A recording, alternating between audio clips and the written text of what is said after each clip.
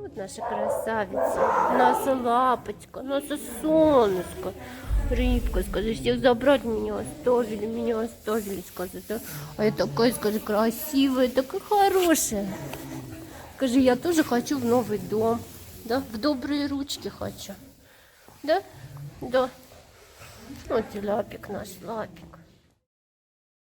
Здравствуйте, друзья! С вами Лара Володина. И сегодня я расскажу вам о приятной новости про собачку Рыбоньку, которую мы так прозвали в марте по приезду на мое кураторство из Оренбургской области.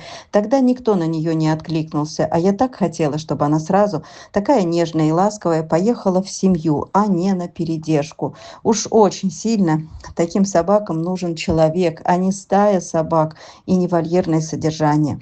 Собака, спасенная из отлова, который грозила, любимое слово чиновников, эвтаназия через 10 дней. Ну вот тогда, после ролика, никого не торкнули ее обнимашки с человеком, кроме меня. Ко мне и приехала на кураторство. Прожила у нас на передержке 1,5 месяца. И как замечательно, что ее разглядела семья из Екатеринбурга. Они захотели ее взять. Мы созвонились. И после всех прививок, переговоров Рыбонька отправилась. Правда, не без проблем было с транспортом, но все же уехала навстречу своей новой судьбе. Все, загрузили, наконец-то. Рыбанька, Рыбонька, повернись сюда. Молодец, все. Ложись. Едем. Спасибо Наталье и Елене, которые заметили ее необыкновенность, ее человеколюбие. У нее много замечательных качеств, и можно бесконечно продолжать. Это собака для человека, для семьи, для детей. Благодарное чудо. Наталья и Елена, огромное вам спасибо. Будьте здоровы и счастливы. Опа! Ой, вот так, вот так. Ой, вот так, вот так, вот так. Ой, хорошая. Вот так вот. Вот так, вот так вот. Лира! Вот все привыкла, смотри. Лира!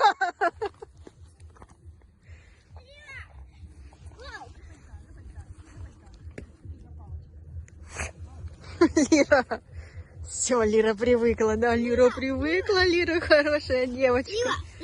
Вот так, вот так, вот так, вот так. А девчушка наша не нарадуется своему счастью, вниманию к себе, бесконечно обнимается, гуляет в саду, бегает на речку, дышит полной грудью. И, надеюсь, она забыла тот страх, тот сырой ангар, дрожь и одиночество, когда почти всех собак проводили мимо нее и вывозили, а она оставалась дрожать, будучи не выбранной ни семьей, ни куратором. Спасибо большое и оргским волонтерам, которые спасли ее из отлова вовремя, не дав ей погибнуть. Да, друзья, города теперь зачищают от наших четвероногих. Якутск в первых рядах. В городе теперь редко увидишь собаку. И вот из таких редких теперь остались у сгоревшего барака 2 небольшие коротколапые собачки. Сказали, что это мама и дочка. Пережили холодную зиму в где-то не до конца сгоревшем бараке. Днем добывают кусок хлеба, кто-то приносит кости, и это до приезда отлова. Конечно же, жить им там не дадут. Когда забирали оттуда 2 кошек, забрали и дочку, которая подбежала, подставляя живот. А мамочка, что еще меньше нее, напугалась поводка или веревки в руках человека. Видимо, ловили ее, и остался страх. Она осталась там, навряд ли выживет.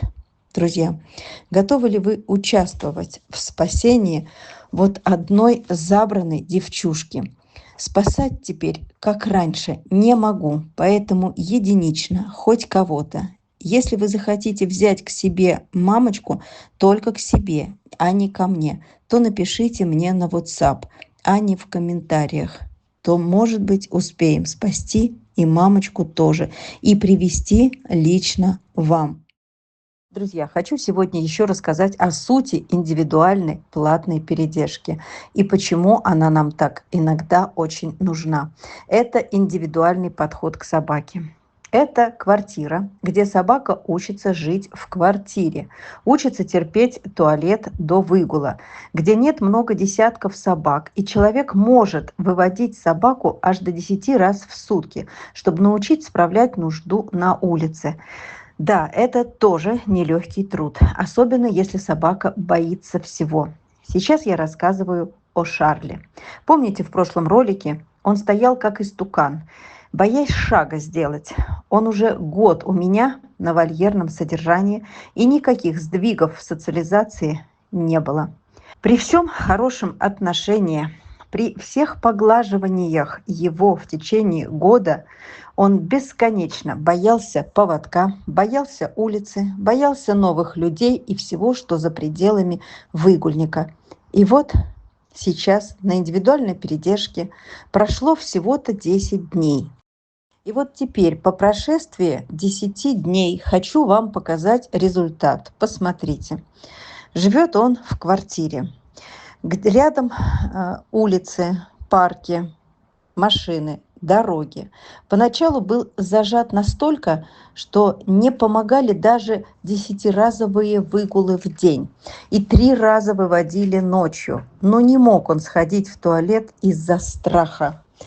И кто бы мог подумать, если очень сильно над этим трудиться, зная, что редко кто на это способен, то все получится. Главное – терпение, не срываться, не обижать собаку, а шаг за шагом 10 раз выводить себя с собакой на улицу.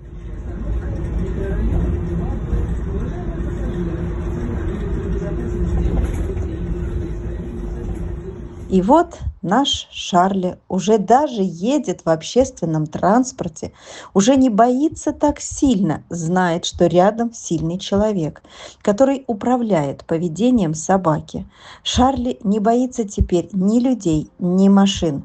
А куда же Шарль наш поехал? А поехал он к грумеру, освобождаться от старой шерсти, от прошлой жизни.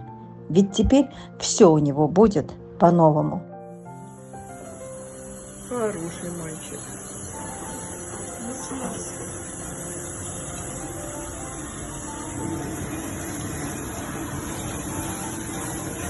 Не бойся, не бойся. Молодец. Молодец.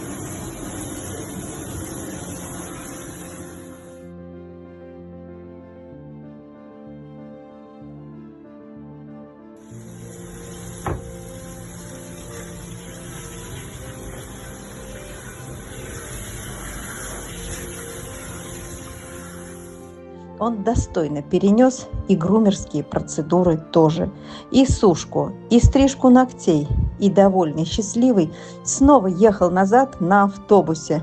На переходе он переходил спокойно дорогу.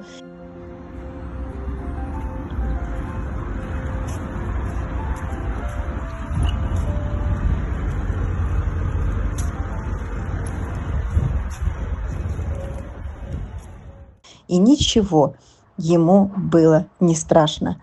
Осталось только закрепить эти навыки. Как вы видите, спасать – это не только перевести из города в город и забыть. Когда я говорю о множестве проблем, то имею в виду проблемы различного характера. Просто так спасти и забыть про собаку – это значит повесить на себя груз оплаты на 10-15 лет, сколько она проживет. А можно за 1, 2, 3 месяца напрячься финансово, но зато у собаки будет шанс обрести семью. Но денег всегда не хватает, чтобы выделить 15 или 30 тысяч. В итоге у меня несколько таких собак, которые нуждаются в социализации. Кто-то сидит год, кто-то 3. И есть один песик с 2018 года. У него нет ни фин-кураторов, и у меня не доходят руки до него. А так хочется, чтобы все получалось и на все хватало. Когда вы помогаете, то жизнь идет вперед. Когда помощи хватает только на корм, тогда мы только кушаем. Друзья, помогайте нам. Нам всегда нужна ваша помощь. Каждый день прожитый зависит только от вас.